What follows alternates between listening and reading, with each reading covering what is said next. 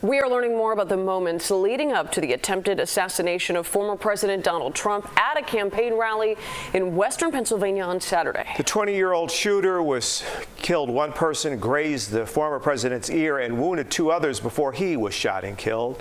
Our Charlie DeMar is live in Butler, Pennsylvania with the latest on the investigation. Charlie?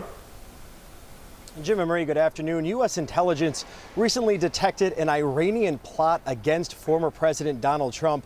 We were told that this information was shared with the Secret Service before the rally on Saturday. Now, at this point, there does not appear to be a link between that information and the shooting that occurred at Trump's rally, because at this point, the FBI does believe that that 20-year-old shooter acted alone.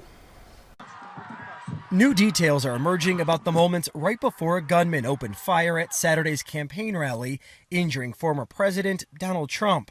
A local law enforcement officer with direct knowledge of the incident told CBS News 3 snipers from local tactical teams were stationed inside the building the shooter used in his attack.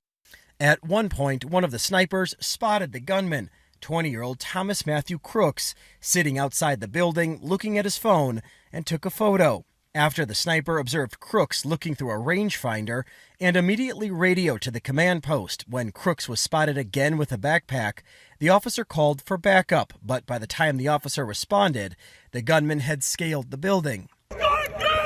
The House Committee on Homeland Security announced it will hold a hearing next week on the circumstances surrounding the attack. There are going to be independent investigations on that. On CBS Mornings, Trump's senior advisor, Jason Miller, declined to comment on calls for the head of the Secret Service to step down. I do know that President Trump very much respects and values the Secret Service team that is around him and credits his being alive to them. The FBI says it has been able to gain access into the shooter's phone, but sources telling CBS News at this point they haven't been able to glean any information that could reveal a possible motive.